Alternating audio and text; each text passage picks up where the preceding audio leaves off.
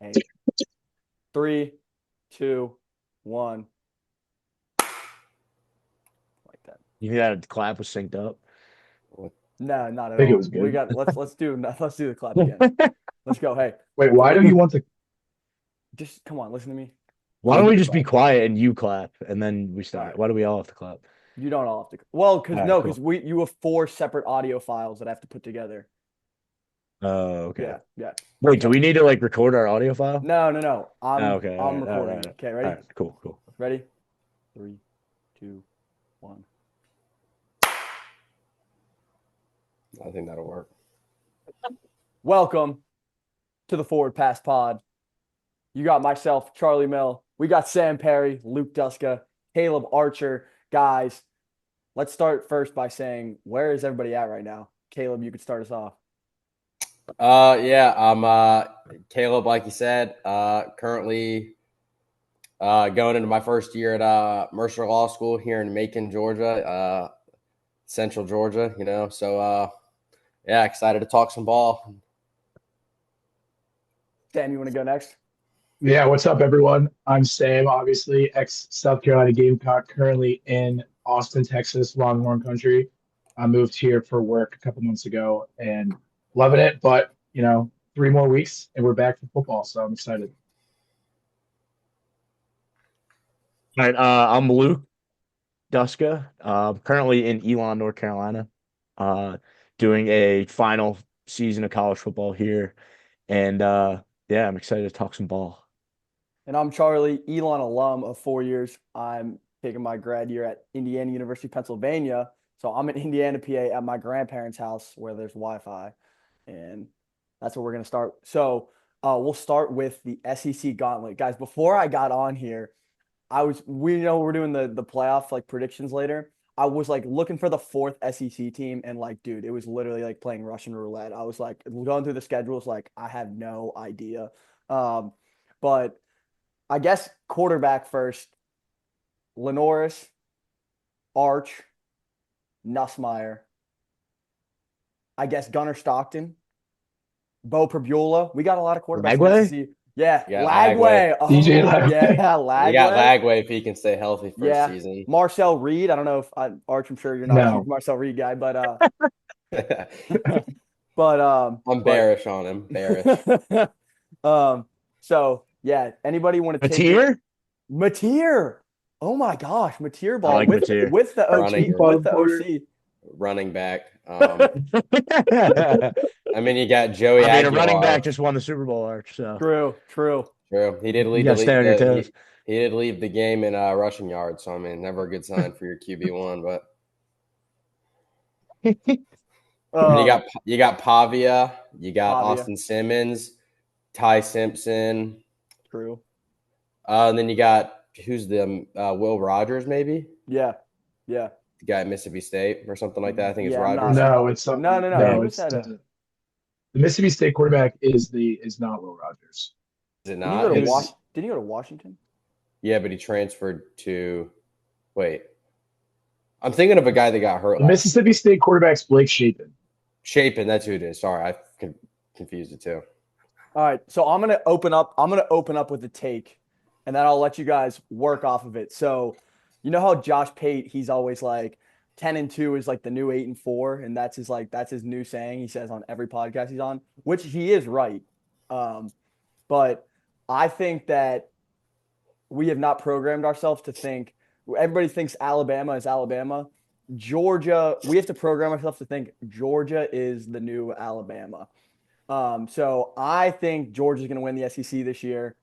I have them winning the national championship, and the reason is I've seen a ton of times before, like an Alabama team with like a Mac Jones at quarterback or like an AJ McCarron, just like solid Well, I think Ed completion McCarron. guy.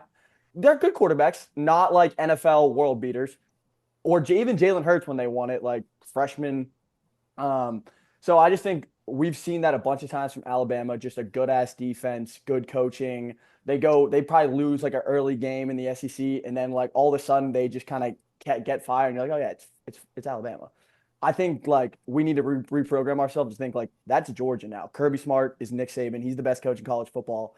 Plus you have Gunnar Stockton, who's like he gives me a little bit of like the AJ McCarron type of vibes. They're like two different players, but like Gunnar Stockton could probably play in like the USFL at worst, and then be like the backup for the Packers like for 15 years at best. But he's a gamer. Like I really like when he just like runs, like lowers his shoulder through somebody else. They could have went and got anybody in the portal. Like they could have got Mendoza at Cal. They could have got Mateer. They could have went and paid all these guys. And like Kirby was like, I'm good with Gunnar Stockton, and then we'll have freshmen coming up the rear. So I think Georgia is the new Bama, and I am really high on Georgia. I'm sure that makes you happy, Arch. Yeah, I mean, I kind of agree with everything you say. I think if you're going to compare like quarterbacks, I guess like styles and situations from last year to this year, I think there's no doubt about it. Beck was a better quarterback, like talent wise. But I think if you're talking about like kind of like a fit that kind of opened up the offense more.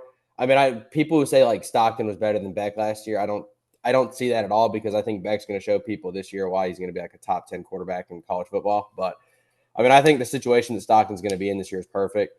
I don't know if y'all watched Pate's Georgia preview that was on YouTube, which a lot of stuff he said I don't agree with. Like worst case 6-6 and the model, whatever. I mean, his model is anti-UGA. It always has been. And he said 9-3 was probably going to be the most likely, and that's what he thinks. Like, I take that with a grain of salt, but I mean, this is probably going to be the best wide receiver situation Georgia quarterbacks had since probably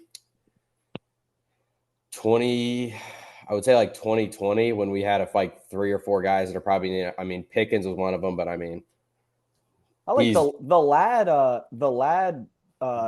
Bowers, yeah, Pickens, that AD was Mitchell. Sorry, yeah, that's 2021. That was solid. That was a good one.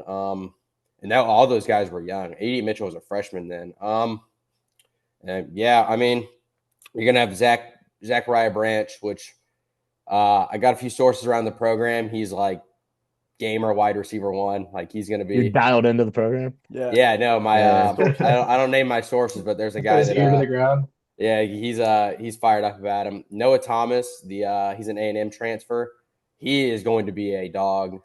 I mean, like I said, I think you're in the best situation possible, and that's just like talking about on offense for him and the whole returning production on the offensive line. Our offensive line was pretty like subpar last year, so honestly, it's probably good to get some fresh life, I guess. I mean, I'm not wild about who the projected left tackle is. If you're Monroe. Yeah, I'm not wild about that, because I mean he got Stockton's head taken off in the Notre Dame game multiple times. Essentially, I have something for you game. about the O-line, Arch. We can get into it later. Yeah, get into it now. Let's see. Yeah, get into it now. Let's hear about it. All right, cool. All right. I mean, I didn't want to jump the gun, and obviously we didn't like coordinate this and talk about who we were picking and everything, but I also thought that Georgia was going to win the SEC. That's why I grabbed my dogs. Yeah, how about it? How about it? I generally agree with like everything you guys were saying about quarterback situation. Obviously, the wide receiver room. You're bullish on them, Arch. I think where tackle was maybe like a weaker, more inconsistent piece of the team last year, I think this year is definitely, it could be more of an advantage. I think you have a lot of guys. You have 2 guys now that got a lot of reps last year. They were younger, so obviously there's going to be like inconsistent play in that area.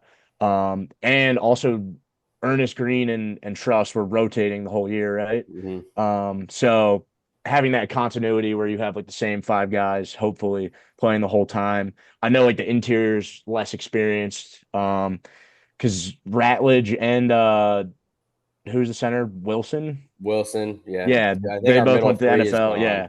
So like the interior 3 is less experienced, but they're still guys. The thing I liked about it was like the continuity of it. It wasn't really transfer dependent. It was guys that were waiting to play that are stepping into like the interior role now, that have like been in the program before. I think that's obviously always like a strong piece of Georgia, is like the depth that comes. So like those guys get an opportunity to play. And I think where tackle was like a weaker, less consistent piece of the team, I think this year Monroe Freeling has a lot of reps now. Like I think it'll be like a stronger like more consistent piece that kind of puts them like over the edge of where they were last year. Because I mean, that was a big reason that the Notre Dame game went like how it did, was because of all the pressure. So I'm excited about like that five now. So I think that's a big piece of the offense.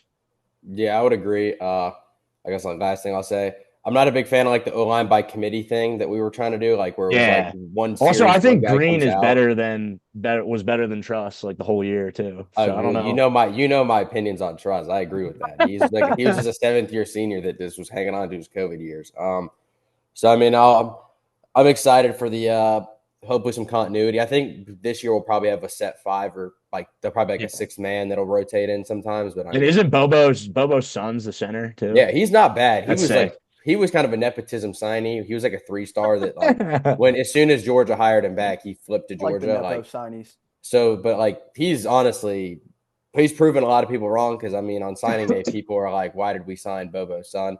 Yeah. And I mean everything I've heard from him that he's going to be pretty good. He was on the Remington watch list, which I mean there's probably like every SEC center probably makes that list, but like I mean he showed some good signs whenever Wilson went down last year. So I'm excited. Yeah, they've all like played too. They just haven't. I mean, they weren't like the guy. The only guy that hasn't played is going to be our right guard, Daniel Calhoun. He's a redshirt freshman, but he's like 6'7". Like he is humongous. So, I mean, he's gonna road grade. Yeah, he'll be fine in protection. Like he'll just be like Mekhi Becton at guard, and the Eagles had him last year. Sure. That'll be what he's like. 4-time Remington winner, Caleb Archer, you're talking to. Yeah. I get a lot of Charlie, you said like on the topic of how they are like basically Bama. I get very similar Jake Coker vibes with with Stockton, Georgia this year, just because Stockton's not gonna have to do that much. He's got a lot more talent on the outside with Branch, and then Nate Frazier should take a big step forward. So I think that they should get theirs, especially with a lot of home games this year, and their tough SEC games. So I think this. I also pick Georgia to the SEC. Oh, so we're all across the board. All right, I like that. So I guess we'll go more SEC when we get into the prediction stuff. I guess I'll throw the next thing I had, which is I am incredibly bullish on Clemson. I'm real big into Clemson. I think they have a first round edge, TJ Parker. Peter Woods, defensive tackle. He's also a first-round tackle. Whenever they have like trenches first-rounders, huge. They return 4 starting O-linemen, Blake Miller, Lay, Lithicum, Parks. And like I know, Duska, like maybe you're not high on all of them, but I do like that there's 4 returning starters. And like they're both the tackles, like they could get drafted. Like they're probably projected day 2s. Like they're not day 1 guys, but still pretty solid. And then what I love is their receiver room. Antonio Williams, gamer. Bryant Wesco Jr. Me and Duska were at the AC Championship game. Like he was like maybe the best player in the field. And then TJ Moore. Stool. Yeah, get the ball to Brennan. Where's Brennan Stool? But TJ and then TJ Moore. TJ Moore would be the best. TJ Moore first. He'd be the best receiver on pretty much every team in the ACC. And then like 80% of the college football, and he's the 3rd best receiver on Clemson. He's unbelievable. So I really like those guys. You got year 3 Garrett Riley paired with year 3 Klubnik, Dabo. And then just from like a college football macro standpoint, I just want to see Clemson do well because they have leaned so far away from what college football has become. I love that they don't really use the portal. I love that they're just like a culture thing. And I do think like, if every 3 to 4 years Dabo gets a team like this, and if he coaches for like, say 8 more years and he gets 2 like legit chances at winning a natty, if he gets one of them, like if he just has 3-year windows where like he has a senior laden team like this, and then he has that 2 more times, like if he can get 1 or 2 more natties, like he's in the conversation for like the greatest college football coach we've ever seen. Or at least like in the top 3. So I really like respect what he's done. It's pretty cool to kind of see how it's like all got like come together. And this is like definitely the year Dabo has circled since like probably he recruited Cade is like, hey, if we get this Cade senior year with all of this O-line depth, and then they just banged on the receivers because TJ Moore was a freshman last year, and so was Bryant Wesco Jr. Antonio Williams, like he's like Emeka Ibuka, like just he might go down as like one of the all-time leading receivers at Clemson. Just you put him anywhere, he plays in the slot, plays outside. You can just give him he's a playmaker.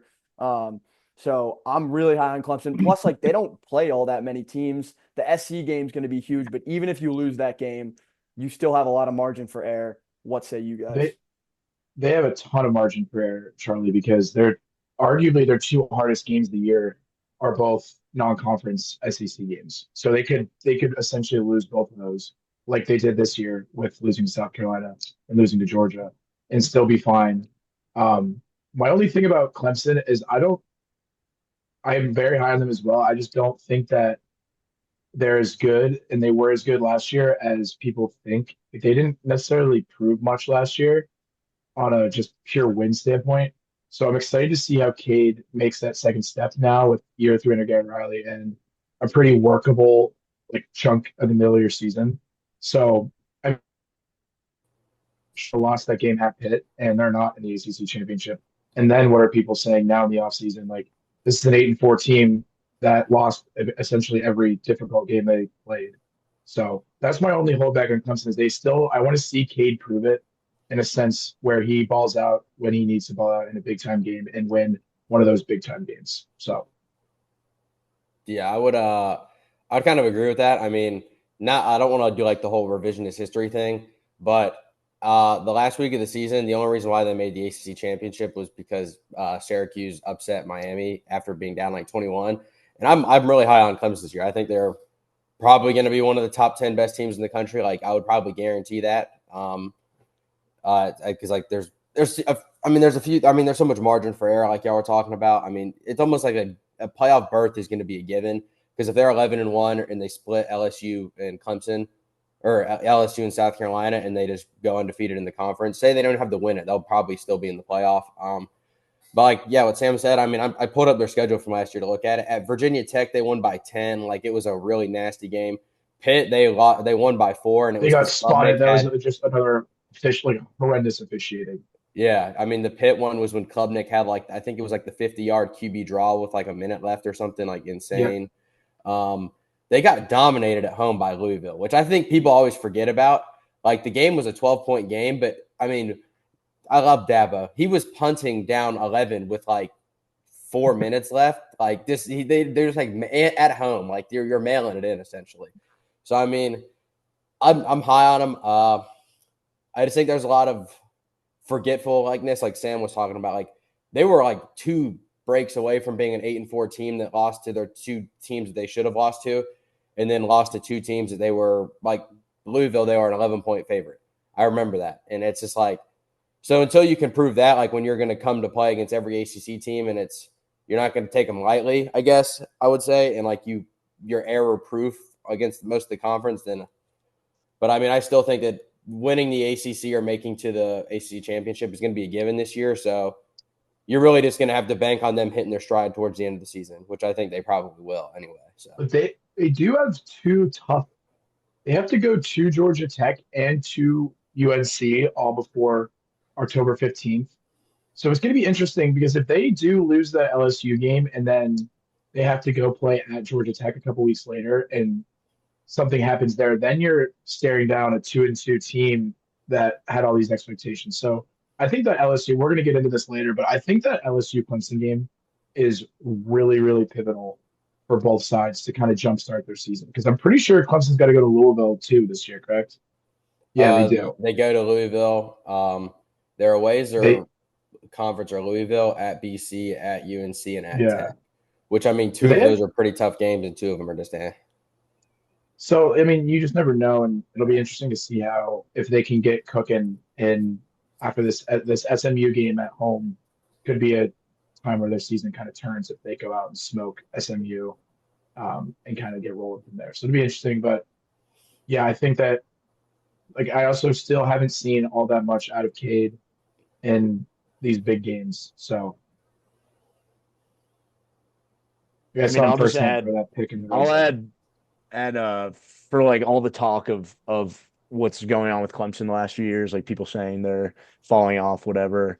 I agree. I like Clemson generally just because the fact that they don't lean into the portal, and like they're very focused on bringing players back, like that continuity aspect. I think that pays off, like Charlie said, like in 3-year windows where like the first 2 years you're gaining experience. Like Cade starts the first 2 years. Now he's got 2 years of starting experience to like step into these big games, these big roles. The same can be said for a lot of like the players on the team. And I also think like we were at the ACC championship game. I think like the profile of a Clemson player is still like the profile of the Clemson players from like their dominant era, like 10 years ago. And like when you compare that to you look at that SMU team, like they look like they just like from just like a profile aspect, like obviously they're a good team. They look like they just got out of the American Conference and like got into the ACC, tried to get a bunch of transfers in. Like the profile of players is different. And I think that like is still a big piece of Clemson. They can still get those like SEC type players, and I think that'll carry over with the experience they have from the last like 2-3 years with the core they have now. I think that's like a reason they're projected so high this year. And they're calloused. Like I was at the Duke game with Esai when they lost to Duke to open Yeah. up the year on a Monday. And Wallace Riley Wade. Leonard went nuts. They had 2 fumbles on the goal line. It was shambles. We were in the parent section too. Like it was terrible.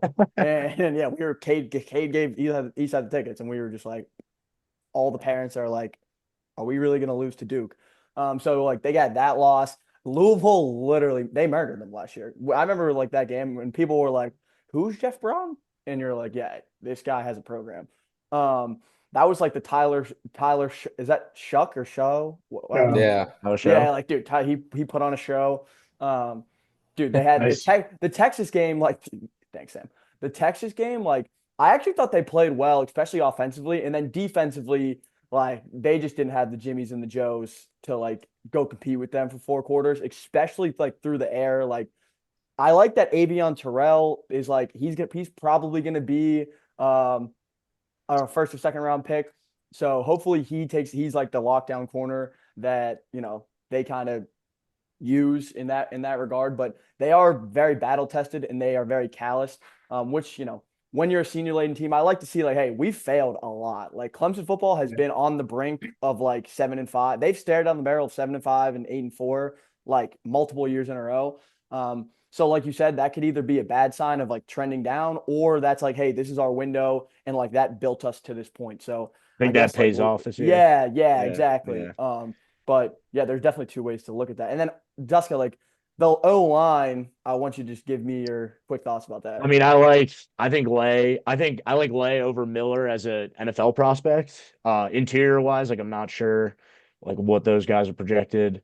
I mean, obviously, I think who is it, Lithicum, and who's the other one? Walker Parks, I believe. Yeah, Lithicum. I don't know if they're like NFL projected. They're like undrafted guys, but 7th guys. But it's still guys that have played like a full season of like ACC football. Miller started since he was a true freshman. Like he knows what he's doing. Like I said, he's probably like the highest projected NFL body. I think I mean, we watched them play live. Like they just looked like different than like the SMU. Even the SMU D line wasn't bad, but like they were good. like at least edgewise they like they were pretty stout. So I mean I like the O line, and I like how much experience they have like going into this year. So I think they'll be good. Yeah, I don't know how many ACC front sevens are just going to be able to play with them for 4 quarters. Yeah, exactly. Like Georgia Tech, maybe. We'll see like what UNC is like. I guess. Duke D line solid. Huh? So the Duke D line solid. Duke D line very solid. Yeah, we're gonna see that was it a Friday, August 29th? Thursday. 18 days. 13. Yeah, 18 days. Tune in. Probably what ACC Network probably. ESPN Plus.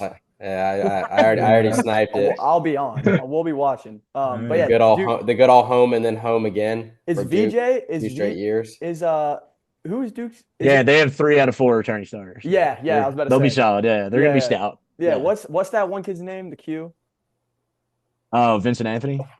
Yeah, he's a good player. Yeah, I don't want to talk too much about it, but he's a good player. Give me 6'6" though. No. Give me 6'6". All right, we'll take a quick break and then we'll be right back. Is that good? All right, we're back from break.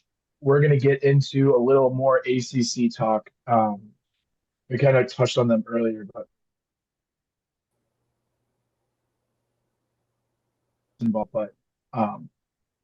to give a little bit of a backstory, Pitt started off last year scorching hot, started off undefeated, and then ran into the SMU buzzsaw, and the wheels kind of came off from there. It kind of also started when Narduzzi refused to take out Holstein in the Syracuse game, and he concussed, and everything kind of went downhill from there. But I'm very high on Pitt this year, partially because there's a lot of continuity on the offense with Holstein being back, as well as Desmond Reed, who's going to be a superstar for them this year. Cade Bell, Pitt's OC, was talking a lot about how they need to be more explosive in their offense.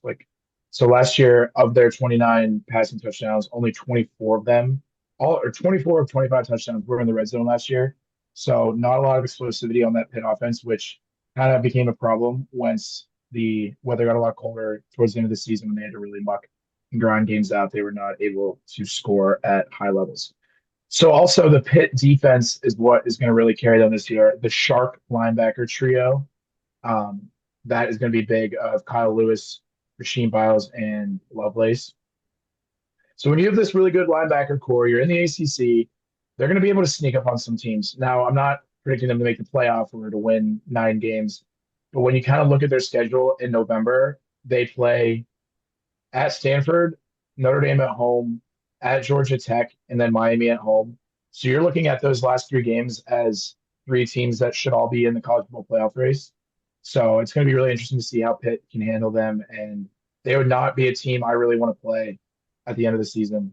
So I predict around 8-4, I think seems like a good record prediction for them, which is a little bit higher than what people are thinking. But then again, you just those last 3 games, I think that they could do a lot of damage, even if they're not in the ACC or playoff race come November. City game against Duquesne could be huge. Well, yeah, Just so get the they ball rolling. have a really tough start to their season, playing the Dukes at home. So that's going to be tough. If they can get through that, then the season's on. Yeah. NEC champs, for those who don't know. Yeah. Well, I runner-up last year, but who won the NEC last year? Central Connecticut State, sadly. Yeah, they beat Duquesne's quarterback threw what, 7 picks? Yeah. Nah. It's okay. Luke Miller, sadly, is hurt. He's out for the year for Duquesne. So tough loss for them. It's probably going to be a Pitt. Probably Pitt 30 plus point spread, but I will be all over. We'll be boots on ground at that game. I will be boots on ground in Duquesne gear, unfortunately, but yeah, that'll be okay. Yeah. But Sam, I was talking to Jackie Delaney playing a little golf, and he's like, Pitt's making the playoff, no doubt. I was like, sounds a little homer, but but no doubt. Desmond Reed, running back, nasty. Like one of the best running backs. Here's what would have to happen for Pitt to be like in the ACC championship. Desmond Reed has to be up for the Doak Walker, at least in the top 5. Eli Holstein, complete percentage above 65%, probably throws for 3,500 yards, 30 touchdowns, 10 or less picks. He threw for 30 last year, so I think exactly. Yeah, no doubt. Yeah. And then they got to be a little more explosive. Their defense has always been good. Their linebackers are awesome, but we haven't seen the D-line production that we're used to seeing from Pitt over the last like three and a half years. So usually if the Dews Crews, Pat Narduzzi, the Dews Crews, I do give him credit. D-line wizard, like we pump out D-line into the NFL, but the Dews Crews, like it's coming time to answer the call. We need some sacks this year because like Pitt is super reliant on a good defense. Usually our receivers are not very explosive per usual. So, well, I mean, you could see a big step from like Kenny and Poppy Williams. So, I mean, there could be some hope there. I mean, Kenny Johnson had 500 receiving yards last year. Poppy Williams had 450. So, like, you can see one of those guys step up a little bit. I just don't think they would start on like this top 7 ACC teams. Like, well, probably. Well, they are. Pitt's probably a top 7 ACC team. True. I'm just saying, like, usually they're not very good at receiver, except Jordan Addison, but they lost him. But Snake. Yeah. Why did he get suspended for 3 games? By the way, did Wayne just DUI, I think. Right? Wasn't he driving like 500 miles an hour? I thought it was PEDs. Oh, was it? Because I I don't thought it think was you get substance or suspended for something. DUIs. The NFL is like, No, Or they honestly they let that everything slide. goes except gambling. You Sports can't do betting, that. no, but Yeah. DUIs is fine. DUIs were good. Hitting a woman, you're like, Fine. all right. Causing like a 17-car pileup like Rashee Rice, you're good, bro. Just pay a small fine. Yeah. You bet on a horse race? And then just don't No, acknowledge yeah, it. Addison pleaded no, it was DUI. Yeah, no, I know about that, but like, did he get suspended for the DUI? That'd be big for the NFL. It says he got suspended. Violating substance abuse. Yeah, substance abuse.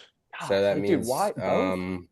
I don't think that's PEDs, and I feel like that's like drugs. Yeah, probably. But I don't know if He it was was like probably a like really. weed test. If it's performance enhancing, I think it's more games. So Nah, I don't know usually what it could be. I don't know. Yeah. No, I know Lane Johnson got suspended for 10 games 1 year. That was because he was ripping juice. PEDs. He was like Yeah. 6% body fat at 400 Yeah. pounds. He had a So, I mean, I six think pack. that's tough to see. No, Yeah. yeah. He was out for 10 games, and the Eagles were bad. Yeah. No, well, that's okay. They won't be bad for a while. So yeah, I guess any of the non-Pitt guys here, anybody have to chime in with some Pitt content or no? I mean, I don't have a lot, but I hope they're good. I mean, All right. Sweet. I think I'll chime in. I mean, I love the backyard brawl. I think it's an awesome game. I got hooked on it. What is it? Sophomore year, whenever JT Daniels was a Dub V, and they lost because I don't think it was the year. No, after. JT threw the pick. Remember we were watching pick the six, game. Yeah, we were the watching that guy game went together. over his head. And they housed it. Yeah, the guy didn't go for it. Yeah, Yes. It was a Thursday night game. Yeah, was awesome. It was the first college football because I remember when me and Chuck got some Wingstop and we were sitting there just dialed in on the TV. Yeah. Now I'm excited. I mean, Rich Rod being back for West Virginia is pretty sick, and I mean that game is like anything goes. 3:30 ESPN slot. I'm looking. Sam was saying possible game day. I was talking to Charlie about this. I think they should go there for college game day. what other games are that week? Georgia versus Tennessee. Georgia, Tennessee, and Florida. I'm not LSU, right? Yeah, I'm not moved at Georgia, Tennessee though. I'll probably do Florida LSU. No, but here's my thought: is this is the last year of the brawl till like I don't know the exact number, but in like at least 2030 something for at least a while. Yes. So they're not playing the brawl for a while. Rich Rod being back, I think Rich Rod being back brings a little bit more juice to the thing, and I think McAfee will want to go back there. Yeah, I would so much rather college game day be in Morgantown than Baton Rouge for the 500th time. Yeah, no, I mean, I think the smart decision would be going to Morgantown. But if LSU wins week 1 and Lagway's back, then they're going to go for the whole 3-0 versus 2-0 versus 2-0. And they're going to try and act like LSU and Florida are like the 3 and 5th best team in the country. And it's going to they're going to hype it up to be way more than it actually is. The model will have them at 6 and 7. That'll be huge. Yeah, it'll just be like. So, I mean, but like that's the thing is like they go there. Why don't they just make that?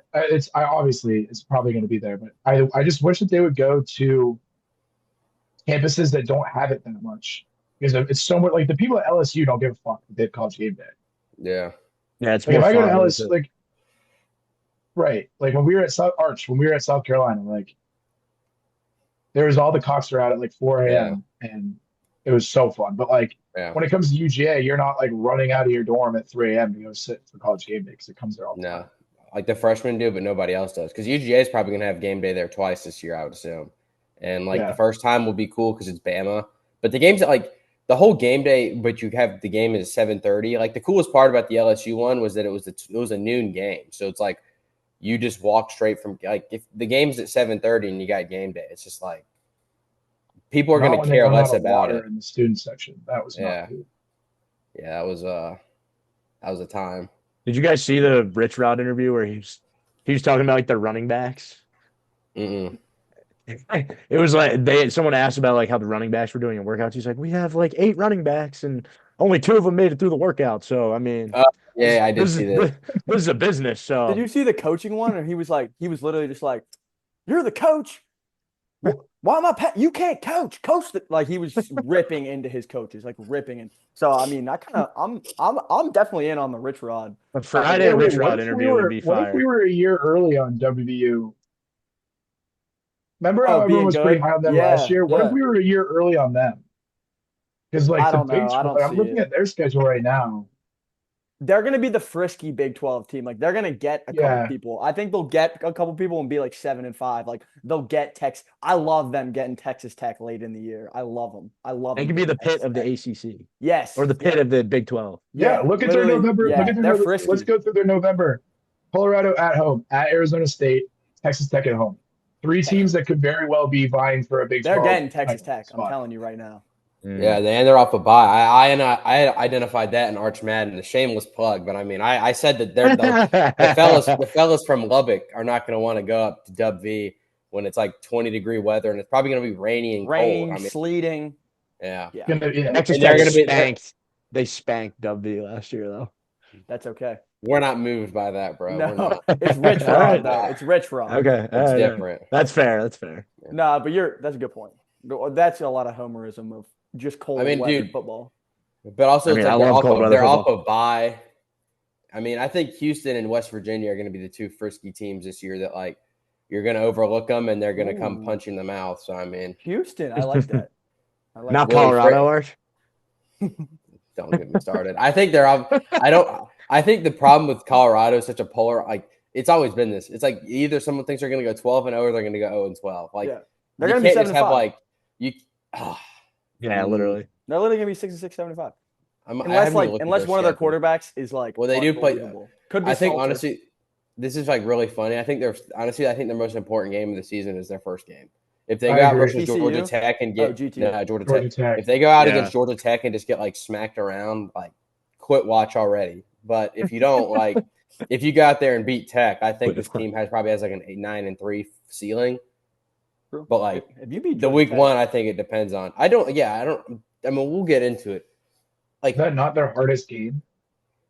Georgia, no, they play at Utah, at West Virginia, at Kansas State, at TCU, and then versus Arizona State too. Their November gauntlet, honestly, end of October. They play at Utah and they play versus Arizona, which if Brent Brennan doesn't get Arizona together, he's not going to be there next year. And then you got at West Virginia versus Arizona State and at Kansas State. Those are 4 games that, like, if your team is completely checked out, you could get beat by double digits by all of them. Yeah. So I mean, you just got to monitor that. But I mean, I don't see the team checking out. But. I got a few sleepers as we move into this, and I've got some sleepers that I like. Shout out Arch Madness for this, but Washington, I like them. I really like them. I am really high on what's his name? Williams. Desmond Williams. Demon Williams. Yeah. And then Denzel Boston is unbelievable. I was watching Denzel Boston. He's a receiver. He had a smooth 1,000 yards last year. He's like unnoticeable 1,000. Yeah, like a smooth multiple quarterbacks. Like he just got open, baller. Denzel Boston's really good. So I think because Washington is like a team.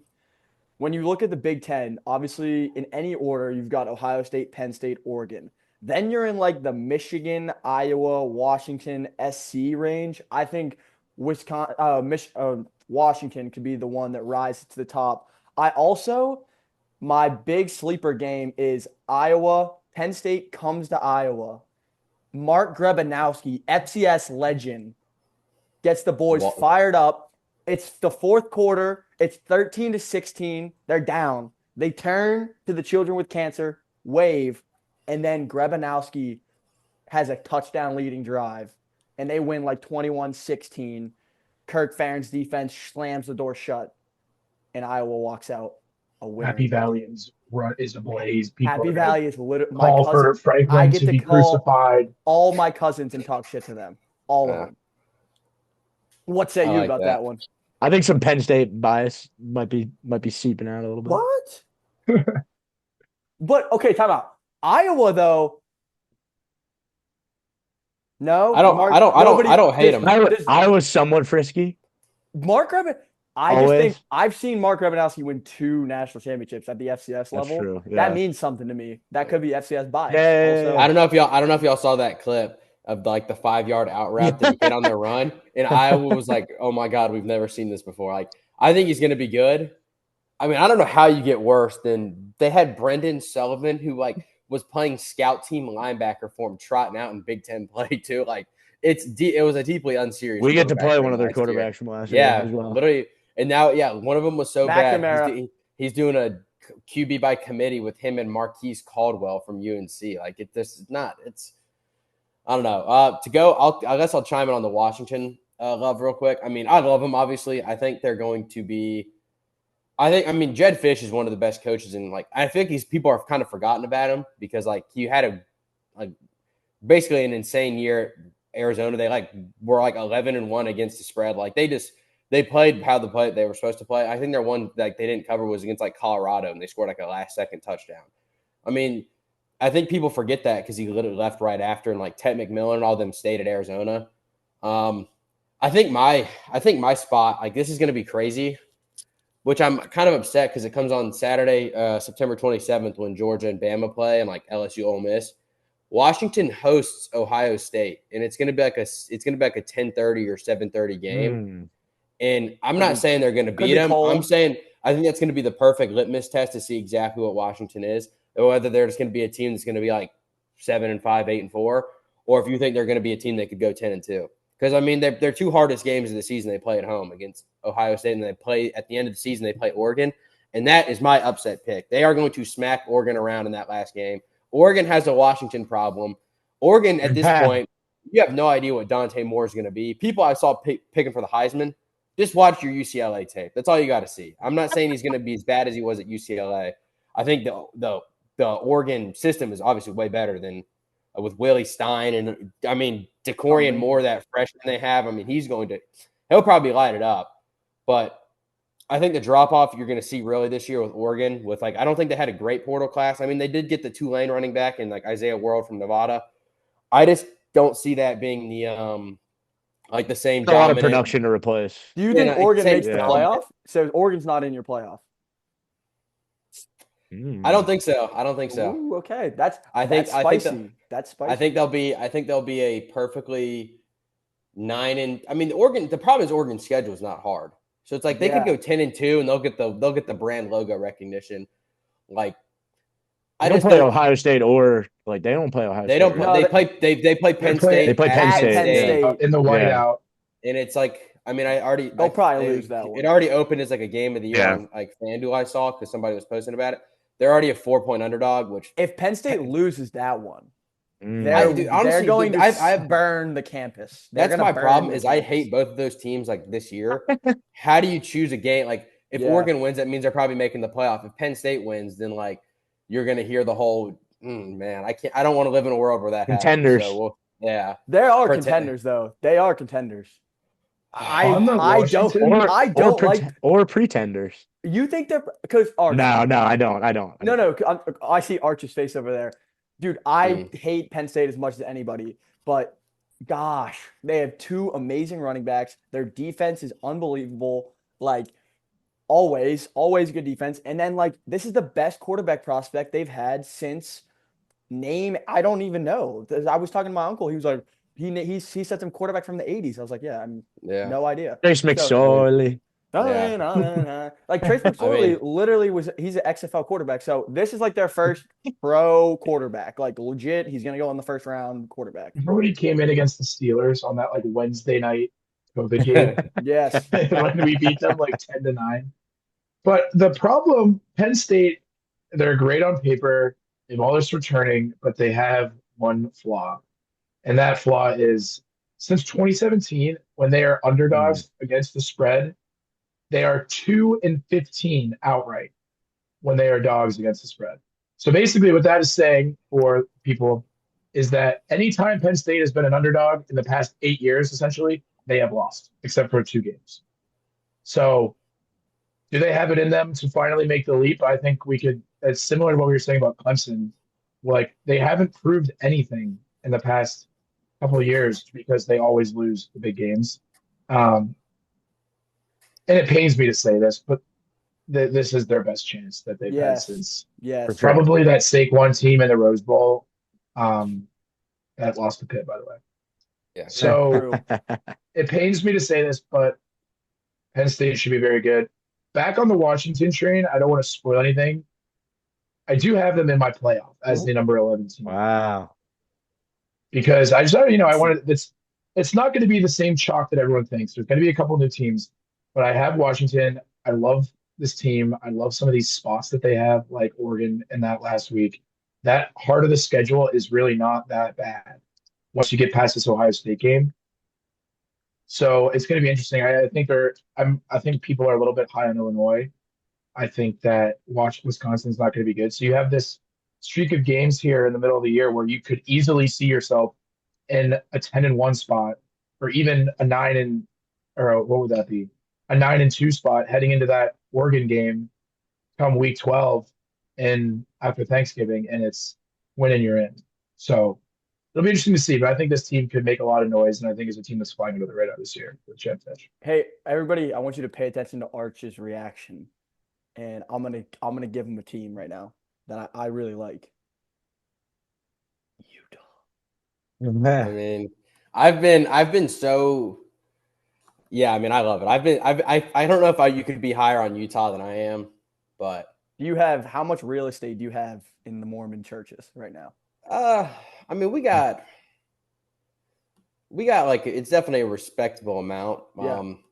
I mean, all I took Mormon churches don't pay taxes either, so this could be I mean, I think they're gonna. If you're gonna look at anything, I'm going to be saying that they're going to be winning the Big 12. That's all I've really.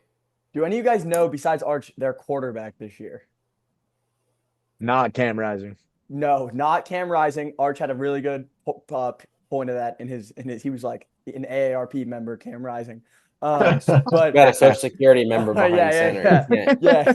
But dude, so Devin Dampier, he's a transfer from New Mexico State. They have the same thing as Oklahoma did, where they took the OC and the quarterback, like Mateer and Arbuckle. They got Jason Beck and Devin Dampier. And Devin Dampier, he had 12 touchdowns and 12 picks last year. So like statistically, he will not blow you away. But he is such a college quarterback. Like he's 5'11". He's like he reminds me of like the best, like Jalen Daniels at Kansas. Like the best parts of him, like a lot of read option, a lot of boot, a lot of play action, and he can throw the football. Like he throws the rock. So I do think New Mexico State was like just a pitiful situation last year. But I really like Utah, when they get good quarterback play, has historically been unbelievable. Like you go back to the Urban Meyer days and Kyle Whittingham, like all they need is a B- to B+ quarterback, and like they will win football games, like no doubt. So I'm also high. We might have been a year behind on them as well. Yeah. I would say I'll piggyback off that I think Dampier has like the lowest pressure to sack ratio in college football last year. I mean, the guy, if you pressure him, you're not sacking him. He is probably the most like pocket. He's probably has some of the best pocket presence I've ever seen. He's just like he's elusive. I mean, I don't know if you've been paying attention to obviously it's kind of like sicko material. Kyle Whittingham's press conferences. No, he's been talking about his quote. It's the best O-line he's had in his 18 years there. I mean, they got Fateau, I think that's his name, or something. Fano. He's going to be a first-round tackle. He's like PFF's best tackle. Yeah. Best returning tackle. You got him. You got – I love Polynesian tackles, by the way. Any Polynesian tackle. Sabanaia. Yeah, they got a lot of – they got a lot of guys. And I think – I mean, they got a running back from Washington State that kind of was like the two-headed rushing monster with Mateer last year. They lost some guys to like – I mean, a guy from Utah transferred to BYU. Like, he's going to be good. Mormon. They lost some people, but I mean, it's not like they didn't lose like a ridiculous amount. And I don't know how you're worse than you were last year. I think that was probably the floor bot. That was like the worst case scenario, what you saw from Utah last year. I don't think it happens again. Kyle Whittingham came back for his last season. Like, this is going to be his last season. And the DC is going to be taking over. He said he came back because he didn't like the way he left it. So, I mean, I think you got so many reasons why you can look at Utah. And like in the Big 12, every team is pretty much like the same. Kind of like the middle, like the top tiers, like you could draw a name from a hat and you tell me they won the Big 12, and I'm like, yeah, that makes sense. And Utah's one of those teams. They got some of their best games. They got some of their toughest games at home, and their road trips are pretty favorable. And their out of conference is, I believe, a joke. I don't think they play like any. No, they don't play anything. Yeah, so I mean, you're looking at. I'm trying to find their week one game. They play UCLA, which. I'm not going to spoil it because I've been a very avid Nico hater. UCLA is not going to be good. You got UCLA. You got UCLA, Cal Poly, and Wyoming as tune-ups to kind of get that offense. kind of get that offense going before you play versus Texas Tech in your first Big 12 game, but it's at home. Lord knows what Texas Tech is going to be. Their quarterback could be That hurt was one by of my then. upset games. I don't know if that'll even be enough of a spread, but They'll I be think favored. Utah gets that. You I think think? they'll be favored. Texas I Tech, think everybody's darling right now. Yeah, dude. I think if you look at That's Utah's fine. schedule, I think they'll be underdogs in probably 2 spots all year. I think they'll be an underdog at Baylor, depending on how Baylor does this year. Ooh, I And like I that. think Arizona State, they might be it's at home, but they'll probably be like a 3-point underdog. So but I mean, other than that, you play Cincy, Kansas State, which Avery Johnson, running back. I mean, I don't know how you look at and then you play at Kansas. That all depends on Kansas. If Kansas is on quit watch because they're like another 6-5 season, If we get and they're Jalen Daniels, like if good you're getting Jalen healthy, Daniels, that's going to be a tough game. But if not, yeah. you're looking at probably a game that Kansas is not going to care about, and Utah could have everything to play for if they're trying to go to the Big 12 championship. So Yeah. I like them. I want to get back to the Big Ten real quick, and I'm going to throw it to Duska here. I'm going to give you a name, or whoever. Who do you think's first? Who do you think's going to win the Big Ten? Second, Ohio State. Give me your opinions on them. Okay. My Big Ten winner is Penn State. Yeah. Okay. So the way I saw it was that Penn State loses at Ohio State when they play in the regular season, and then in the return in the Big Ten championship, they beat Ohio State. So I mean, we've talked about like Penn State's returning production. This is their year. It's the make or break year. The most properly rated team. Like, can they win the big game? All those questions. I think that's like this is the year. These are the big spots they have to produce. I like their O line. They have a lot of returning experience. I think Drew Shelton's one of the best tackles in the country. So I think they'll be Drew Aller's going to be protected. He just needs to make the right decision. So I think Penn State wins the conference.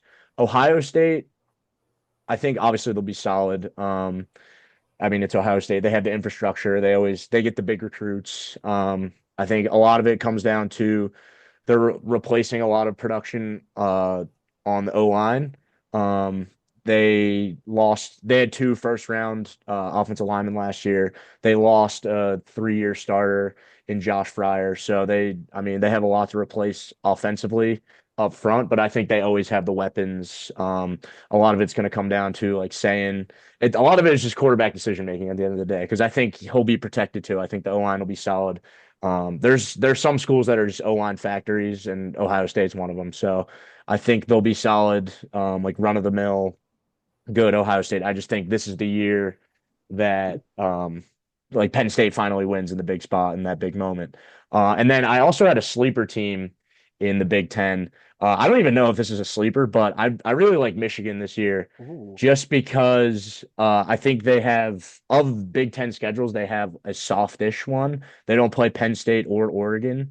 Sharon Moore's second year as full head coach, and like you can call last year a down year if you want, but they did beat the national champions like the week before the play or 2 weeks before the playoffs started. So I think, I mean, there's Bryce. It's all Bryce Underwood. Like, what actually is he as?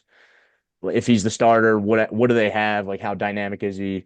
Like, because the ceiling of the offense with him like producing at a high level is probably pretty elite just based off the hype that he has. So I think with the schedule and considering all that, I think and Michigan's also one of those schools, O-line factory. Like they always have talent at that spot. They can always run the ball. So I think um just the profile of that team, I think they'll be solid with how much continuity they have. It just kind of comes down to Underwood. A lot of it is like quarterback decision making, like I said. So like young guys like saying Underwood, like are they going to be able to produce, and are they going to be able to make the big plays like on those because these teams can run the ball on play action. Are they going to be able to make the right decisions and make big plays downfield? So I think there's a lot of questions to be answered, but I think preseason that's kind of where my head is Big Ten wise.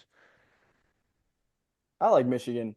Well, they play a conducive like style of football for quarterbacks. Like they run the Yeah. rock, They establish the run and then they play good defense, play action, big plays. They Yeah. play action you to death. Obviously Underwood like 6'3", 6'4", like RB. pro style guy, has the RB qualities you need. Like, dude, he could throw for 50% completion and still be effective this year. Like, Yeah. he could be a kid that, hey, I need another year before I'm actually like a quarterback where I'm just like dicing teams up. But like the built-in athleticism buys you time to be good. I do think that fourth spot in the Big Ten, like you're gonna get because like Notre Dame is gonna steal a Big Ten or SEC spot, Yeah. probably, right? So ACC is so like in the playoff, the ACC will get one or two teams. The Big 12 will get one or two teams. If the Big 12 gets two, the ACC will get one, and vice versa, right?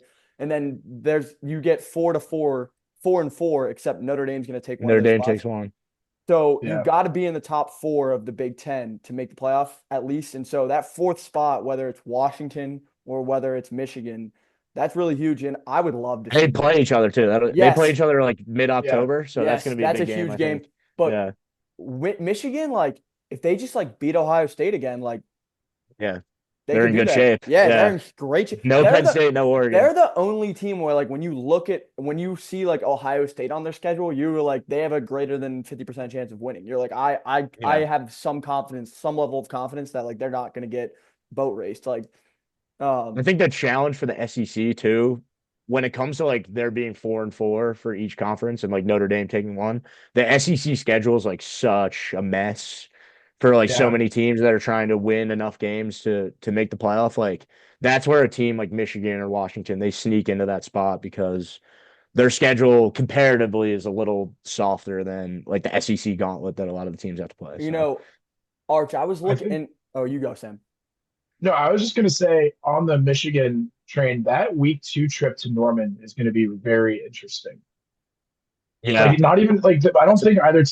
You could see like both teams not even being ranked at that point.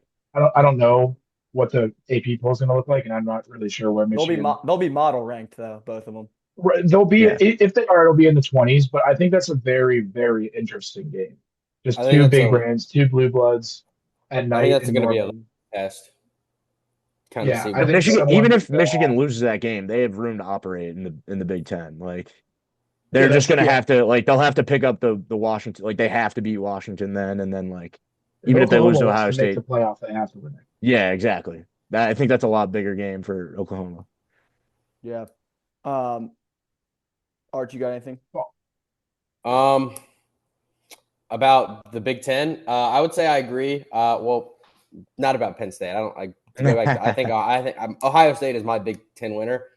My kind of sleeper team, I guess, which I don't even know if you'd call them a sleeper because of like what they did last year. I think Indiana is going to be good again. I don't see there being a huge drop off. Like I think Mendoza, sorry, he is going to be better than Curtis Rourke, and Curtis he's better Rourke than at Rourke. times looked really good. I mean, obviously the Shanahan Cignetti offense of like the kind of the RPO, like it's a very college offense, and you need a college quarterback to run it. You don't need a guy that's going to be 1-1 in the draft in May or April. So I think Mendoza's a perfect guy. He's way more mobile than Rourke too, because Rourke was a statue in the pocket because Hey, Elijah Surratt, their number one receiver. Love that guy. Unbelievable. He was a dog against Notre Dame. He was about the only thing working for him. So JMU legend. yeah, I They think have a better roster than they do. I think they have a better roster this year than they did last year. that's what I'm saying. And they got a bunch of transfer. I mean, they got a pick It's just corner the transfer schedule I is went to the high problem. school with. That was he's going to be pretty good. I mean, you reloaded at a lot of positions.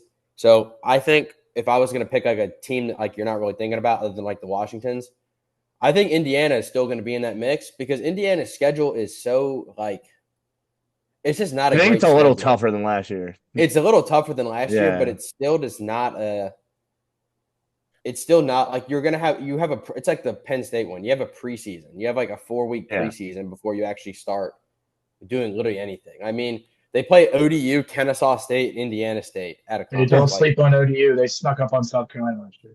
Yeah, true. Well, that The was Sycamores. yeah. Watch out for them. I think one of my favorite kind of Big The Ten baby spots. blues. Yeah. The Larry Birds. I think my favorite spot is going to be like kind of interesting one earlier in the season is literally Indiana's first game. They play Illinois, and it's at home. Dude, I was thinking, That's gonna be a Is great- anybody bullish on Illinois? No, Like, Really? No. They They were the did beat most SC last year. they were the most lucky and fortunate team in the country. And I'm not saying that means obviously they're not going to be that this year. They had some fortuitous bounces. They should have lost to Kansas, but Kansas is like, I mean, that was Kansas's first 6 weeks is like a case study in how like unlucky a team can be while playing pretty good like 80% of the time. I mean, they just had so many. I think Altmaier is a lot. He's not as good as his numbers last year. If you truly like looked at them, he did exactly what he was like expected to do. He lit up the bad teams. When he played Oregon, it was like he had never touched a football before, which is like obviously when you're playing Oregon, it's going to happen. I can't see the hype because like I think they're this year's. I don't know what I would compare them to, but they're like this year's like hot commodity in the Big Ten. Like everybody's like the returning production and all that. They got to replace three of their best receivers in probably program history. I mean that Pat Franklin and Pat Bryant and something Franklin. I mean they were very good receivers. I like them a lot. So I don't know. I think it'll be tough. I'm glad you brought up Illinois, Charlie, because that is one of my upset specials. Ooh, who? Is week 1 at Duke Who's at favored? high noon. I'm sorry? Who's favored? Illinois is going to be a top 15 team. Oh, really? Duke's not going to be ranked. I mean, I'm a Darius Menza believer. So, Yeah. and I think Manny Diaz, like his scheme is he's got good scheme. I think that's a game everyone's really high on Illinois. They're this year's Indiana. And then Duke coming off a loss at Elon, like then your junkyard dog mode. Yeah. They win a dogfight. They play Elon in a dogfight week 1, and then they come in and beat Illinois week 2. I like that. Okay, hey, we're gonna take another break and then we'll be right back. And we are back, the Forward Pass, and we're gonna get into our playoff predictions. So I guess we'll start with our 5 conference champs. So you got 4, the Power 4, and then you have the 1 at large, or the 1 G5 at large. So or conference, but so I'm gonna go Ohio State. They're gonna win the Big Ten. Duska, I do like what you were saying about how they win the game in the shoe against Penn State and then lose to Penn State later. I think they might lose that one, and then I think Ohio State's gonna win the conference. But I wouldn't be surprised if Oregon got hot or Penn State got hot, or if Washington or Michigan won it, that would be something insane. But I got Ohio State winning that. Clemson with the ACC, Georgia with the SEC, and then I got Arizona State winning the Big 12 back-to-back. I love Kenny Dillingham. Sam Levitt, I think, is really good. I think he could play in the NFL later. I think he's an NFL quarterback. When I watched him, I was really impressed. He's just kind of slings it. He's like a little Burrow-esque. Obviously not as good, but he's like an 80% of what Burrow was in college. Gets the ball out on time, good, plus arm talent, and he can move around. Probably more athlete than what Burrow was. I love Jordan Tyson. He's their number 1 receiver that they did not have for the playoffs. He's unbelievable, makes contested catches. He's such a matchup problem, especially in the Big 12 where you're not getting a lot of first-round DBs. That's going to be really hard to guard him. And then Kanye Udo was Army running back transfer. It was Army's best player besides the kid that went to Georgia. He's really good. So I think they have a kind of a 3-headed monster at QB, receiver, and running back. I'm kind of bullish on them. And then my 5th team comes at no surprise, the Naval Academy, the United States Naval Academy. I'm actually huge on them, and again, I'm a very fair Navy fan. I've seen a lot of 3-9 seasons. I've seen a lot of 9-3 seasons. We went 10-3 last year, beat Oklahoma, poverty Oklahoma team that had lost 30 guys to the portal, but no less beat Oklahoma in a bowl game last year. Brian Newberry, year 3. You've got Drew Kronick. He is the OC. He's from Sharpsburg, Georgia, right under Atlanta. Mercer head coach, former Mercer head coach. Absolute ball. I love him. I love his offense. He kind of runs more shotgun for the option. He's an awesome offensive coordinator. He makes Navy really fun to watch. So Mercer you got Drew, legend. year 2. Yeah, Mercer legend. Drew Kronick, year 2. Blake Horvath. Anytime Navy's ever good, we need a court. There's been Kaipo Noah Kanhaku and Hada. He was when I was growing up as a kid, Hawaiian kid. He was awesome. Then you had Ricky Dobbs, where we went on a couple runs. Malcolm Perry. Keenan Reynolds, who was in our apartment, a picture in our apartment for years at Elon. and then Malcolm Perry, and then now you have Blake Horvath. So anytime we've ever been good in my lifetime, or when my dad was playing Chris McCoy, I don't know if you guys heard that name. Irv Dingle. Yeah, Matt Harden. We're getting the ball. We're getting the dive going. Whenever we can get the dive going, we have good quarterback play. We're really good. Teza and Heidenreich, Lebo kids, the Yinzers. I love it. They have a lot of returning O-line leadership. They've got their guard kicked into center. He's starting at center this year, but he was like a starting guard last year. Then they don't play. They have 4 guards and a center. Like they literally they don't have a tackle. Like everybody just runs off the line of scrimmage. Pretty awesome. And then Luke Pierce, linebacker. They lost Ramos and Ryan Lane. Ramos and Lane. Ramos didn't get drafted, but he went to a camp. And then Lane got drafted by the Jags.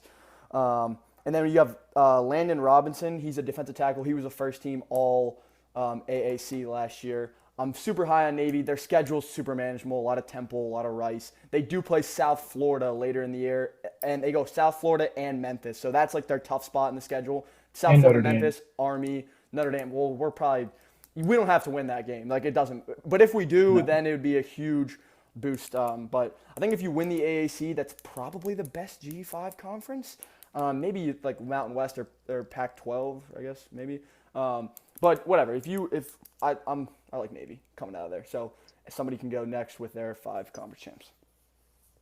Sure, I can go. So unfortunately, I'm not going to steer far from a lot of that. I went at Georgia in the SEC. We kind of went over this earlier. Good roster, Stockton, full year starter. Not going to have to do a whole lot, just to make smart decisions and not throw the ball over. I like Ohio State out of the Big Ten. They have the 2 best players in the country, so you're going to have a chance all the time. I have Clemson in the ACC. I just think that they're a class above the rest. I think that the ACC is going to be down this year, even more than they were last year. And then I have, what's that? That's 3. Then I have Arizona State out of the Big 12. I just think that, again, there's a big clusterfuck of teams in the middle, but I think they rise to the occasion just because of their quarterback play and Kenny Dillingham.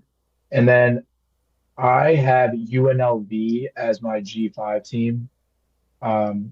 Year 1 with Dan Mullen. I think this was another spot that we were a year late on this team, or a year early on the team.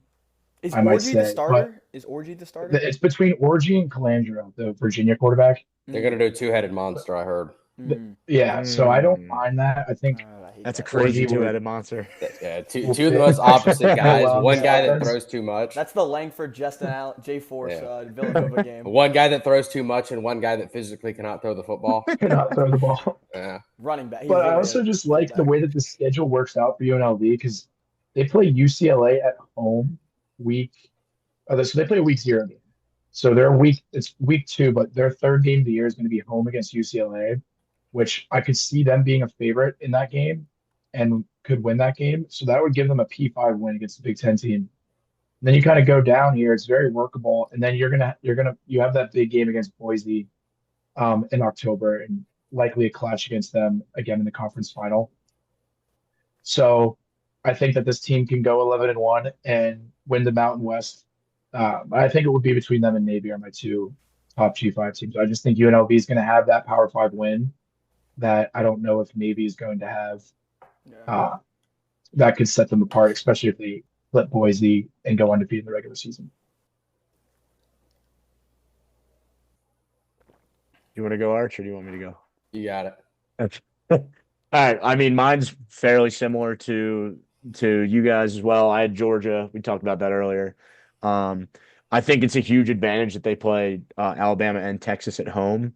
And I know we haven't talked about Texas a lot, but I think there's a lot more questions surrounding them than given credit for. And I think they're kind of shooed in as kind of like that top dog in the SEC by a lot of people. And I want to see what it looks like with Arch Manning. Like, obviously, he started like 1 game last year, but I want to see what it looks like when he's the guy and everything's relying on him. I want some of those questions answered before I'm going to give Texas the benefit of the doubt like they've been getting. So I think Georgia pretty handily wins the SEC. I talked about it earlier. I think Penn State's going to win the Big Ten.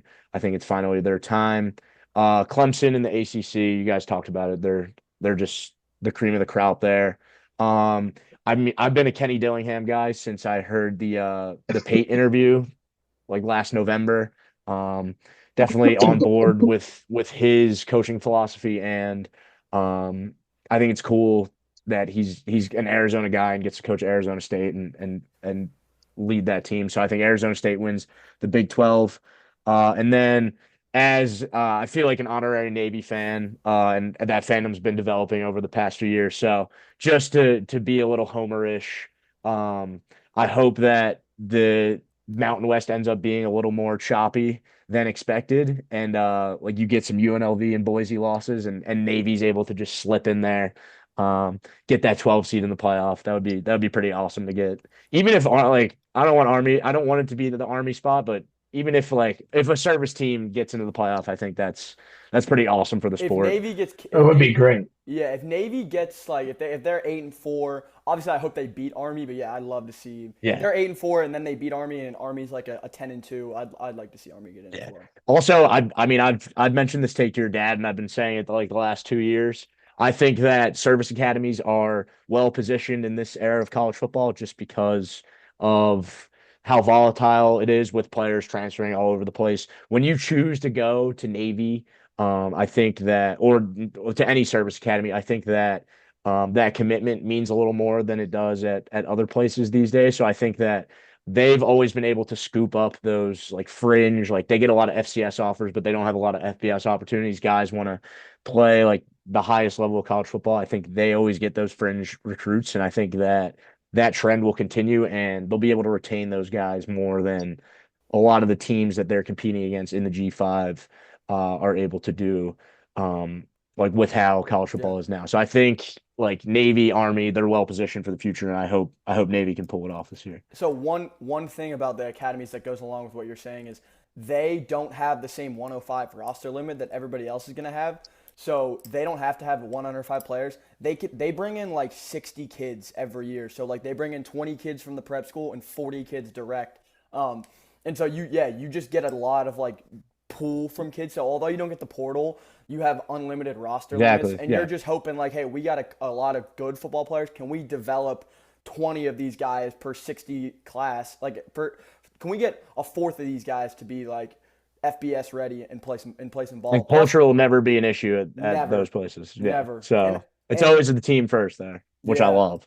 And they do kind of get like, I mean, the scheme has like evolved from Army and Navy. Like they run first off, preparing for the option is always just going to be brutal. Like teams play like when a Notre Dame plays Navy or when somebody plays Army, it's not necessarily that game that is like really difficult. It's actually the game after that that's really difficult. So like people talk about how like, oh, Notre Dame has to play somebody else after playing Navy, and like that's a tough spot to be in.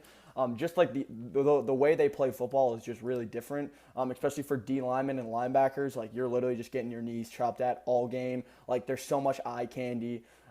Plus, like we do kind of get Navy and Army are getting real athletes now, where like guys that are running 4.4, 4.5. So you really get like when we come into North Texas, like we're probably gonna drop 35 on those guys like pretty much every time. Like that's kind of just how it goes if you have good execution. So that's another service. The Army transfer at Georgia, that guy's a freak of nature. Oh my gosh.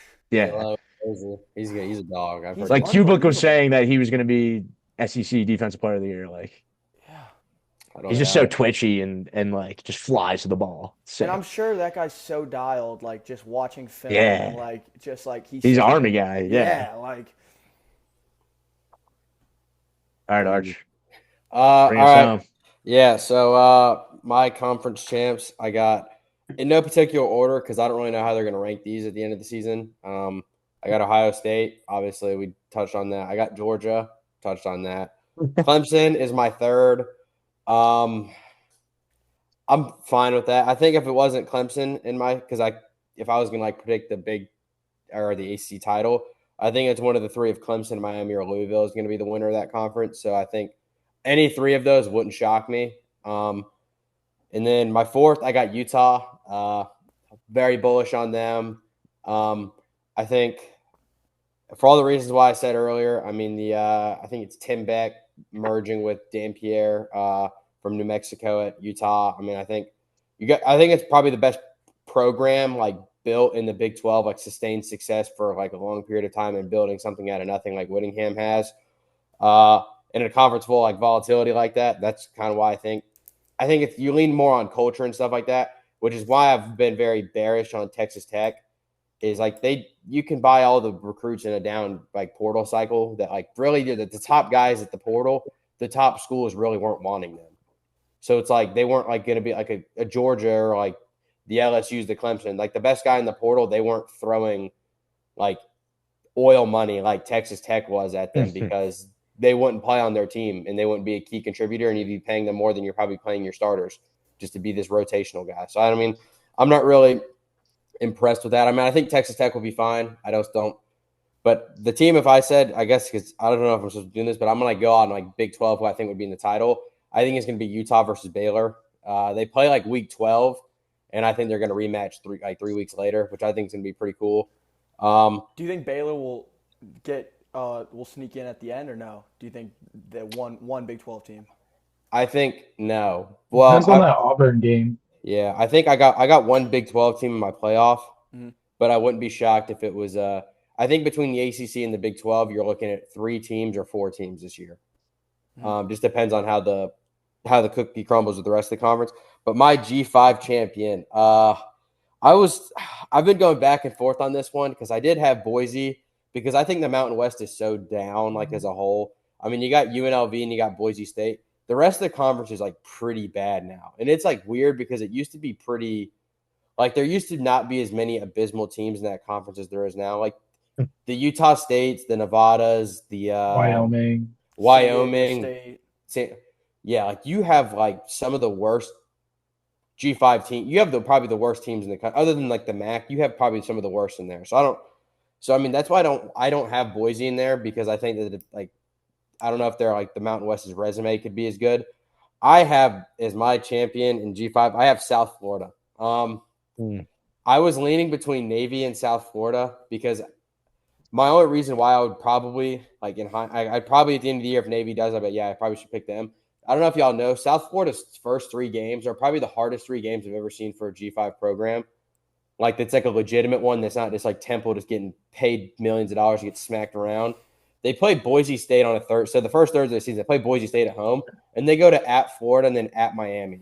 For like a legitimate team that's like trying to make like playoff pushes, that isn't like that's probably the hardest I've ever seen from like a G5 program that's like a legitimate contender, I guess. But I think if you weather that storm and you go 1-2 in that, because I think they're going to beat Boise State week 1, which is why I don't have Boise. That's why I have them. I mean, they do go at Navy, and I could see that being a rematch in the title game as well for the American. I mean, I could see them losing to Navy and then just playing them again 3 weeks later or 2 weeks later. I could just see that. So, I mean, if I was going to go with one, I'm going to go South Florida, but I also wouldn't be shocked if it's Navy. I'm kind of indifferent on those 2 programs. So that'll be my 5 conference champs. All right. I like that, Arch. I really hope the AAC conference championship game is not Army-Navy. That would be weird if then they played a week later in Baltimore. No, I don't want that. I would say this. I don't think anybody should be worried about Army contending this year. True. They got rinsed by the portal and just like graduating guys that aren't going to that are going to like serve. It's not like they're like graduating to go to the NFL. Like Bryson Daly is probably in like. He's probably on the front line. He's probably in like JAG training or something right now to be like an officer. So it's like different. Japan right now. Yeah, so it's like it's different. I mean, you lost your running back, probably the best guy in your defense. I mean, you lost so much that I think Army has But that game's always going to be competitive. The one thing about Army though is like if you look at the AAC, it's not what you don't have to play Cincy, you don't have to play Houston, like you don't play SMU, like. You're playing North Texas. You're playing Charlotte. You're playing like Rice. So like Army could I could see them being like 8-4, no doubt. Like Memphis, Navy, South Florida. Those are probably the best teams in the conference. Yeah, The Owls. Casey Keeler. I mean, the Owls. There's a chance like they wouldn't sell. They play at the Link, right? They wouldn't Yeah. sell out at where Roman Catholic plays. Like they might have under 4,000 fans at each game this Isn't year. Oklahoma going into Temple this year? True. Uh-huh. That might be Yes. a big game. Big game. At the Link, that'll have buzz. That'll I have wish I buzz. could go to that. That'd be Yeah, awesome. That would be awesome. Yeah. Remember when Temple had college game day against Notre Dame? Yes. Like, Yeah. Matt Rule era. Do you remember when Temple and Navy were battling out for the AAC title, 2016? No, that's okay.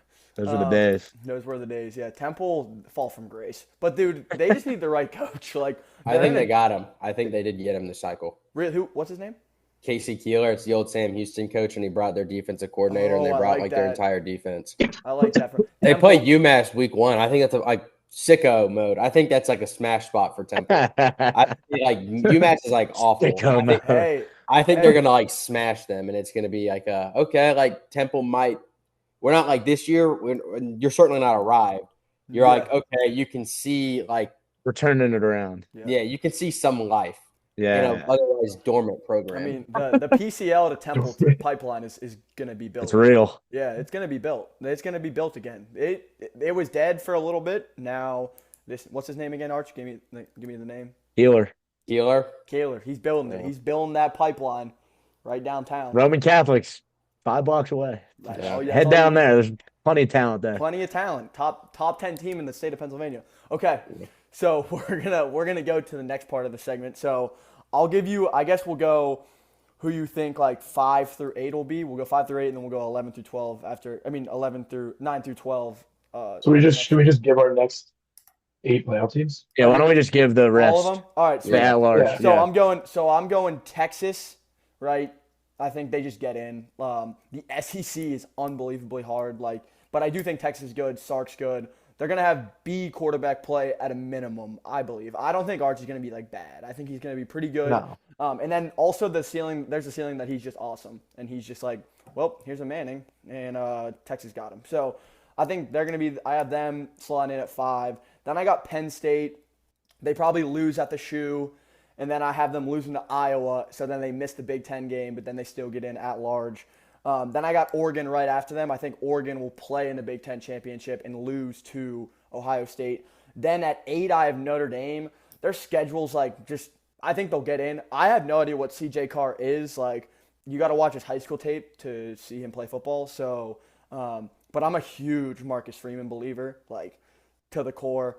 They're all coming off a national championship run. They're just a well put together program, and their schedule's not that bad. Like, can they beat USC? Can they beat all the ACC teams they play? And then the A&M game, I actually think they're going to lose the A&M game. I think that could be, although it is in South Bend, so we'll see what happens with that. That's going to be a tough game, but I think that's like their hardest game they got. But I think Notre Dame gets in. So for the 9 and 10 spot, I have 2 SEC teams, and basically I decided you're picking out of this cluster. You're picking out of the Bama, SC, Mizzou, LSU, A&M, Oklahoma, and Ole Miss cluster. That's kind of like the cluster that it is such a crapshoot when you go through these schedules. Even Missouri's schedule, I heard like the Solid Verbal and Pate guys in Pate talk about like, how Mizzou has like a very like their friendly schedule. They don't get Georgia, they don't get Texas. Yeah, but they get all the like in that cluster team. So I don't see them going like 10-2. Like I simply, unless they're really good, unless Bro Pabula is like the truth. I really like Drink, but I wanted to be all in on Missouri, but I'm not. LSU's got Nussmeier. I do think most people will probably have them in their playoff.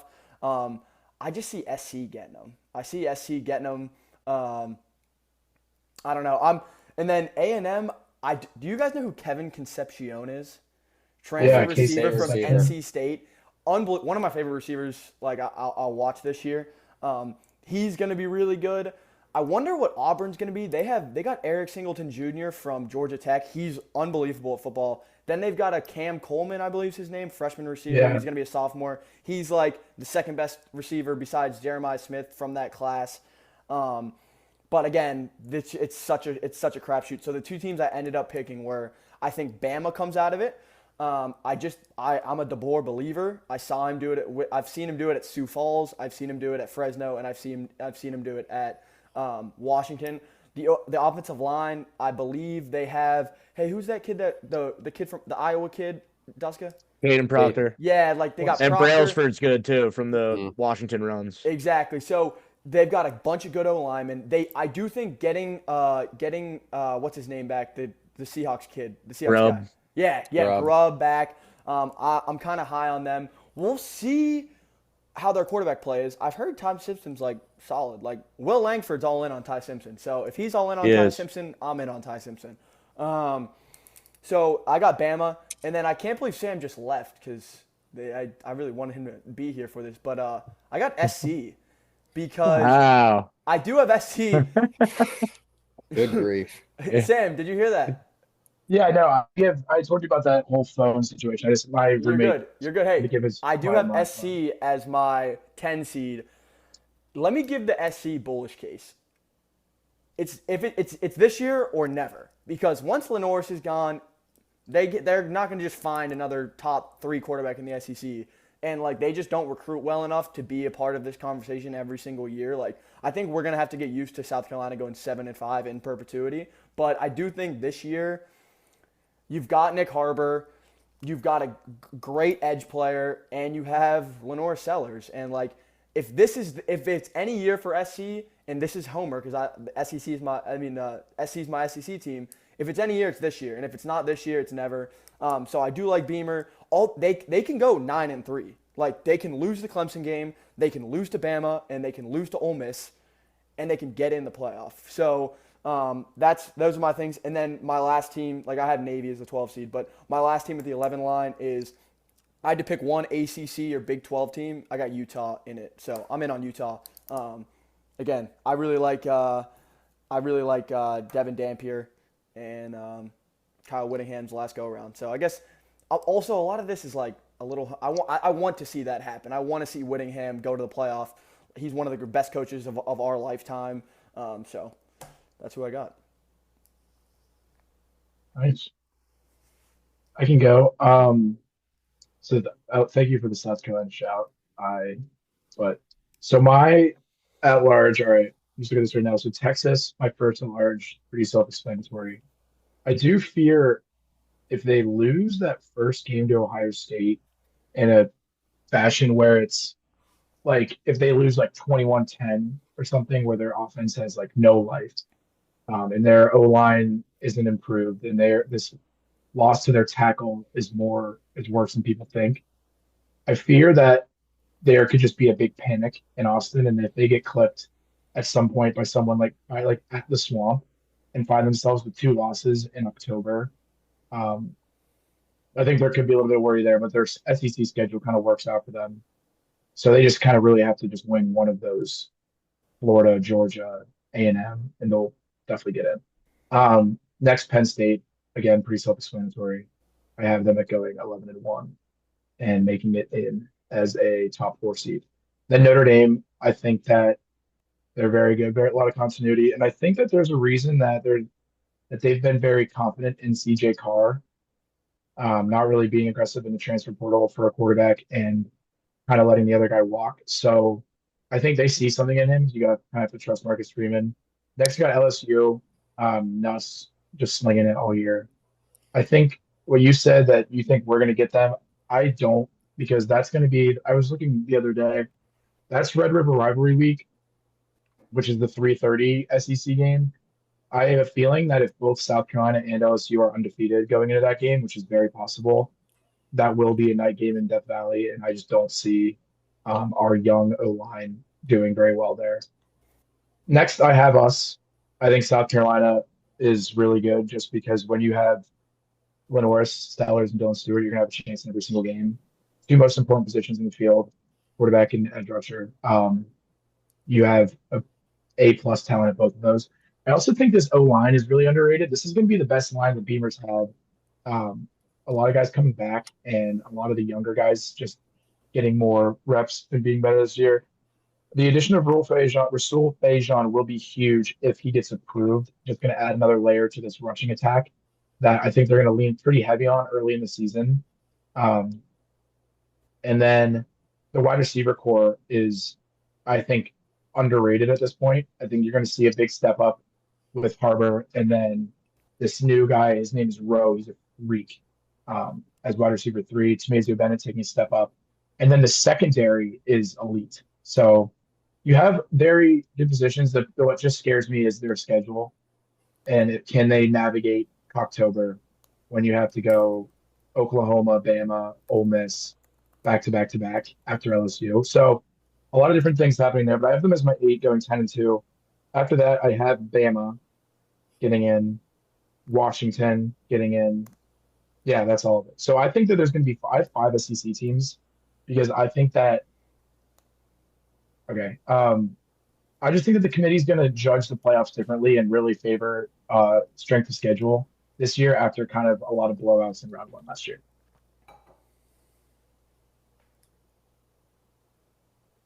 Do you want me to go?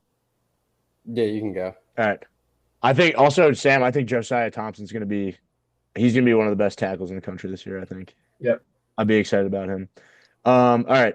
So I talked about my conference champs. Moving to at-large. So I have Ohio State because I had Penn State as champ. I think they lose to Penn State in the conference championship game. Oregon, I think they'll just be solid. I'll try to kind of speed through this. I talked about Michigan earlier, so I think they sneak in as the 4th Big Ten team. I think that we talked about it earlier, their schedule being a little softer than kind of the SEC bloodbath. So I think the committee will just favor a good schedule. That's kind of, I feel like that's what they usually do. Or a good record when you're a Big Ten team. So I think that only 3 SEC teams will make it because of kind of those things. So I think that Notre Dame takes one of those spots like we talked about earlier. And then I just had Texas and Alabama. I think Texas, a lot of questions be answered. Like you said, I think Arch will be solid no matter what. They have Trevor Gooseby is one of my favorite tackles in the whole country. So I think they'll be solid. The Kelvin Banks, like I think they have a guy that they can slot in there and be protected well for Arch. I think he'll have a big year. And then I had Alabama. You talked about kind of some of the year 2 DeBoer things earlier, Chuck. I think O-line, they're really deep. They probably have the first tackle selected in the draft, possibly maybe number 2. And then they have 2 other guys with 20-plus starts. Brailsford from those Washington teams. And then Jaden Roberts has a lot of experience too. So I think that O-line is going to be really good. And where they kind of struggled to run the ball last year, I think they open it up a bit more this year. And they're a little more explosive than they were. And then they keep Ty Simpson protected, which is going to be big for him, getting like reps early. So I think Alabama is going to be solid. And then the last team I had sneaking in, because I think the ACC is just like the top teams, I think are a little more vulnerable with like the schedules they play. Georgia Tech and Miami plays Notre Dame and Florida, so I think they might struggle to sneak into the playoff. I think Texas Tech, it could be any Big 12 team you could slot in here. I kind of just, there's a lot of hype surrounding them. I think if everything kind of pans out the way they expect to with their portal acquisitions, I think they are solid and sneak into like that last playoff spot. So those are all my at-large, and I'll toss it over to Arch. Yeah, so we know my 4 and the top 4, and then like the 12, I guess. So I got 5. I got Penn State solely because I think they're just going to lose the Big Ten championship, and then it's just going to be like a slot at 5 kind of thing. I mean, I could get into why. Like, I think they have a pretty easy schedule, pretty favorable draw. I got Alabama at 6. I think Bama and Georgia probably rematch in the SEC championship.